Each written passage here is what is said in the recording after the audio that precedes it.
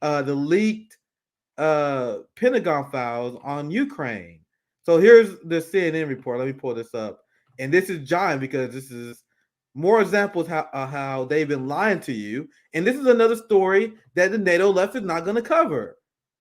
So you have Pentagon war plan documents from Ukraine that was leaked, and it seemed like a flex from the Russian intelligence agencies because they kind of like see we still got it, but hey, no one really knows that what the West is blaming. But there was this leak. Most interestingly enough, you have the casualty numbers on the Russian side because of these leaked documents that people analyze that are significantly lower than what the official United States narrative has been. Surprise! What? And then you have the Ukrainian casualty number that is much higher than the official United States and Ukraine model. That's why this document is legitimate. It's very important because the document that was leaked, that even as you guys see here, that CNN acknowledged, that the Pentagon acknowledged that it's real, show that the United States and the Ukraine narrative has been a complete lie because these documents acknowledge it. Look at CNN. The Pentagon is investigating what appears to be screenshots of classified U.S. and NATO military information about Ukraine circulating on social media, a Pentagon official says. Here's another receipt.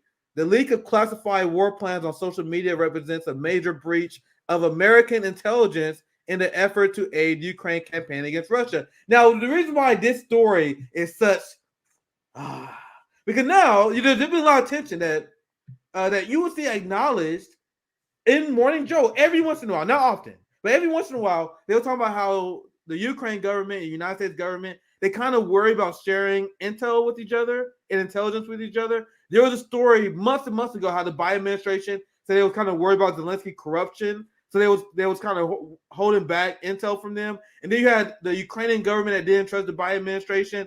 So now this happens. The Ukrainians, they claim the United States, we can't share everything with them because how do you know everything's secure? This happens. Now massive intelligence leak. Now Ukraine, it's gonna be mind games. It's always back in their head now.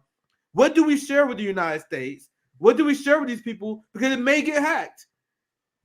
Ukraine and Zelensky, they are already blaming Russia, which is possible. That is 100% possible that Russia did this. So they're blaming Russia for this. So now they may be less likely to share details with the United States because stuff like this could happen. That's just one element of this. But Kid, I know you want to chime in. So look, go ahead. So the military-industrial complex, and there's been a lot of politicians, both Democrat and Republican, that had financial interests in Ukraine since before the war started. So when we look at the coup that took place in 2014, you'll notice that there's a lot of lawmakers that have been involved in this decision. But however, again, we have corporate media, thankfully, as a reference, but because before the war happened, there were a crap ton of articles talking about how there's so much corruption in Ukraine and how there's a lack of accountability. And oh my goodness, are there goose-stepping Nazis in the Ukrainian army? Is there a special battalion there that's only filled with white supremacists and Nazi supporters? I mean, the thing is, corporate media covered it. Now everyone's shush about it because now the cat's kind of out of the bag here. We're giving billions upon billions of dollars here. There isn't the great victory that's being promised, except this quasi war. It's this horrific war that's going on. And the thing is, look, Russia's not going to go anywhere. And at this point, there's only one way this thing's going to end. And that is if there's a victor. And it's quite clear. And the reason why I say there's going to be a victor is because both parties, again, what we see with NATO and the European Union and the United States, and with Zelensky there as well, they're making it very clear we're not going to do dialogue. And so what's Russia's response? Well, okay, if you're not going to do dialogue, then we're not going to do it. Now, Xi Jinping, the leader of China, is actually going to Russia and a few other places trying to get diplomacy and peace talks happening, which is a major surprise.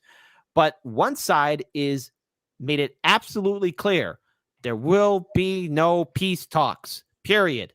Now, Putin's got his own problems, but the fact that the quote-unquote democratic nations and the organizations are against any kind of diplomatic peace talks should concern all of us. And again, as this conflict continues on, we should all be worried about it getting hotter and hotter until one day someone sees a shiny red button and says, gee, what does this do? And they push it, and then it's mushroom clouds in the sky for us all.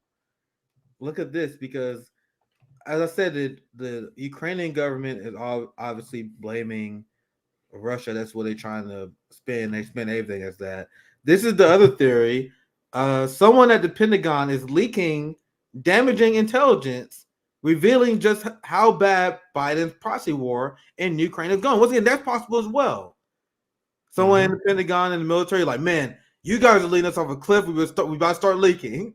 You know what else is interesting too is I wonder what's going to happen to these whistleblowers, because again, under Obama's administration, whistleblowers were being punished. So these whistleblowers, please keep your heads on the swivel. But also, number two, another thing that kind of bothers me about this conflict is, oh God, hold on, because I'm going to vomit in my mouth. When you got people like Sean Penn fly their happy asses to Ukraine and say, here's my Academy Award, Zelensky, you can keep. I'm like, God damn it. Because what I fear happening, not fear, what I dread is that there's some Hollywood producer going to make a movie that's going to star Sean Penn as this ex-secret super agent military guy who's drawn out of retirement to help out somebody in Ukraine. He falls in love with some girl that's way his minor. Right.